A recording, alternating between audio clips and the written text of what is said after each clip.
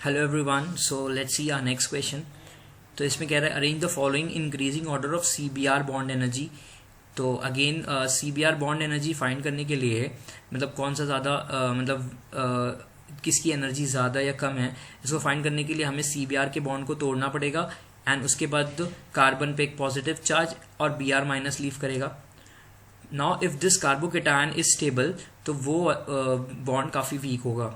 तो इस हिसाब से अगर फर्स्ट केस में हम देखें तो अगर जब ये CBr का बॉन्ड टूटेगा तो कार्बन पे पॉजिटिव चार्ज आएगा and now this carbocation has 8 hyper conjugation.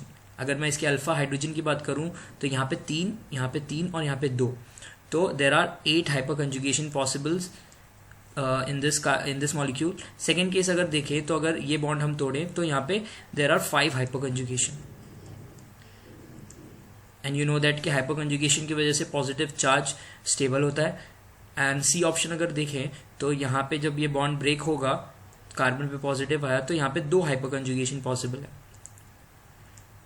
2 hyper conjugation. And D वाले में अगर देखें तो जब ये बॉन्ड टूटेगा तो कार्बन पे एक पॉजिटिव चार्ज आएगा।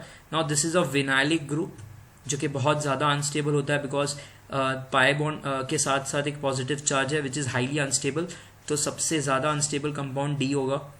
और अगर ई वाले की बात करें तो जब ये बॉन्ड टूटेगा तो यहाँ पे एक पॉजिटिव चार्ज आया। Now this positive charge has a complete resonance in phenyl group.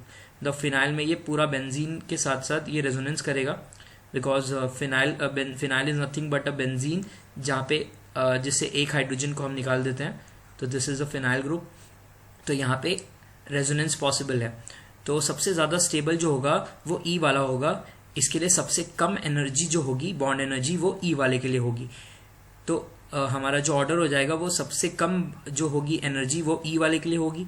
फिर उससे ज़्यादा स्टेबल ये 8 हाइपर कंजुगेशन वाला है तो उससे कम एनर्जी ए वाले की होगी। फिर उससे कम ये 5 हाइपर कंजुगेशन वाला जो कि बी है। फिर उसके बाद ये 2 हाइपर कंजुगेशन वाला जो कि हमारा सी ऑप्शन है। एंड लास्ट में हमारा जो आएगा वो डी आएगा because it is highly unstable. तो उसको एनर्जी बहुत ज़्यादा चाहिए रहेगी बॉन्ड तोड़ने के लिए बिकॉज वो अनस्टेबल कंपाउंड बना रहा है। Thank you.